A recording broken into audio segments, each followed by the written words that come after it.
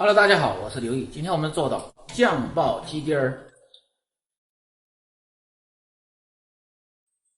首先把鸡胸肉切成大小均匀的丁儿。如果你不想切的，你可以在市场上让卖鸡肉的老板给你切。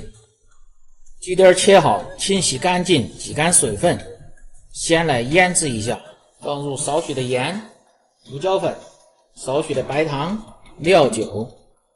少许的老抽，然后抓拌均匀，把这个汁水打入到鸡胸肉里边去，放入一个鸡蛋，继续搅拌均匀，抓至粘手，然后下入玉米淀粉，抓拌均匀，这样就可以了。切点黄瓜丁儿，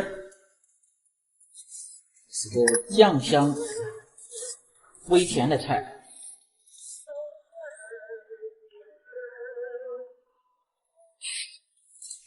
切点姜蒜米，蒜泥可以了，切点姜末，再切点葱花。酱爆鸡丁准备好，油烧干，下入色拉油，油温4成的时候下入鸡丁儿，然后用勺子慢慢的推散，8至1分钟。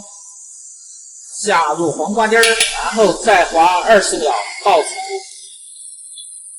下入香油，放入葱姜蒜，炒出香味。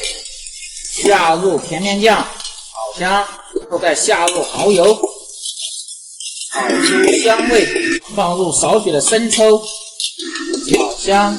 放入料酒，炒香。把酱汁炒香。加入适量的水，调味盐、鸡精、味精、白糖稍微多一点。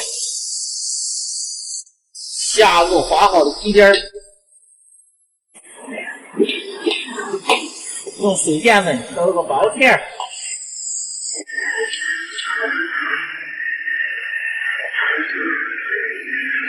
好，放入盘中。